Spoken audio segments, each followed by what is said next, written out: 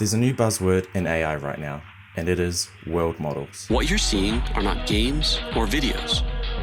They're worlds. This is a huge breakthrough. It could open up entirely new markets. The ChatGPT moment for physical AI is nearly here. Everyone is talking about world models. So what are they, and why do they matter? To understand that, we need to understand why current AI development falls short. In the last few years, the most recent explosion of AI development has been this thing called large language models, which essentially is the underlying technology behind ChatGPT. So in a really quick high-level overview on how technologies like ChatGPT work is essentially all a large language model is doing is predicting the next token. And a token is pretty much a cut up bit of a word. This AI technology is trained on humongous amounts of text. So essentially the AI receives all this text and learns to predict what word comes next in a sequence when it's asked a question. And right there is where kind of AI development goes wrong a little bit. When we experience the world, we don't experience it through text. What do we experience it through? We experience it through touch, feeling, seeing, and the most important bit is predicting what happens next if we do a certain action. That's why LLMs mess up basic physics and often make mistakes. They don't keep a mental map of what's going on, they don't predict forward, they don't have an understanding of what happened previously, they just kind of work in the current and in the now. It's like someone describing a movie frame by frame, but not understanding that they're watching the same movie. They don't know about the world or how the world changes. And this has been the missing piece in AI development for so long. Modern day LLMs have just relied on text or text descriptions of other pieces of material. World models are systems that actually understand how the world works. So instead of predicting the next word in a sequence of text, they're able to understand physics, gravity, time, and if they do a certain action, what that outcome could be. So instead of a modern day LLM thinking, what should I say next? A world model thinks, what should I do next to achieve its goal? And us humans do that constantly. For example, we all understand that if I drop a glass of water on the floor, it is probably going to shatter and break. I don't have to go and test that every single time. I just know that because I understand how gravity works, I understand how fragile glass is. I have an underlying understanding on actually how the world works. And the most important bit here is I'm actually able to simulate that in my brain. And that's actually where the idea of world models actually came from. It came from neuroscience. It came from us looking at humans and how we actually operate and understanding that a lot of our work is actually understanding the way the world works. For example, if I want to go to the store, I know that I need to first, I need to stand up. I know how to stand up. I know the approximate time to the store depending on the time of day.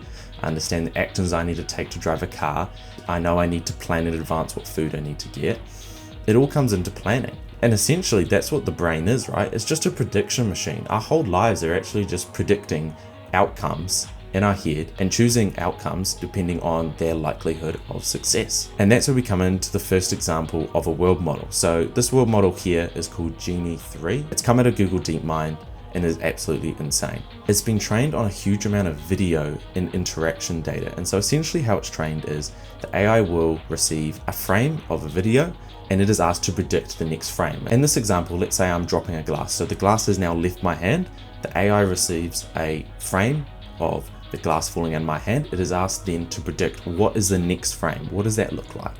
And so the AI then generates an image and compares that back to the actual image of what happens next. So it's punished for if the glass instead went up in the air instead of down. It is punished for that. And eventually it starts learning patterns like, hey, when something's dropped, it falls down. And it's rewarded for understanding and getting as close as possible to the actual next frame. And so that's where it has these world models start understanding how the world works.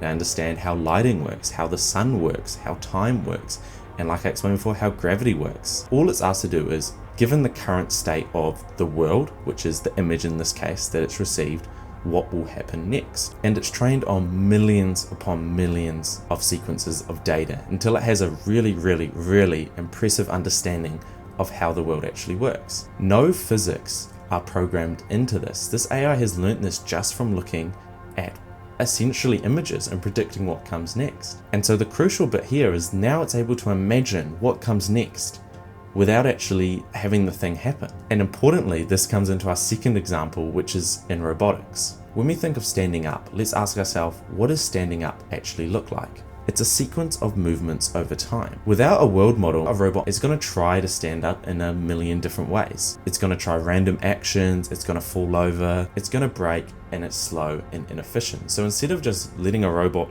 eventually learn how to stand up, why don't we simulate this in the virtual world so the robot's able to have an understanding of how the world works virtually before trying it in the physical world? So with a world model, the robot's able to learn, hey, how gravity works just through testing virtually, how its limbs move and how it must move its limbs to stand up, how it balances, how all its mechanics work. And it does that all virtually, and it simulates how to stand up internally before even doing an action. It's all inside its head. It tries thousands of different variations. Then when it's found the most efficient and correct way of standing up, only then will the robot stand up. And this is a game changer because trying things out in the real world is costly. Robots can't afford endless failure, just like us humans can't. World models turn learning into planning. And this is exciting because it isn't about AI chatbots anymore. It's about intelligent machines that can think and plan. It's about AIs that can imagine. AI systems that can understand change when the environment changes, which it so rapidly does as us in humans. And this feels like a true leap in the quest for intelligence. So just to summarize, large language models like ChatGPT learn by predicting the next token or the next word. World models learn by trying things out. Large language models just talk. World models are able to imagine. And this difference right here could change everything.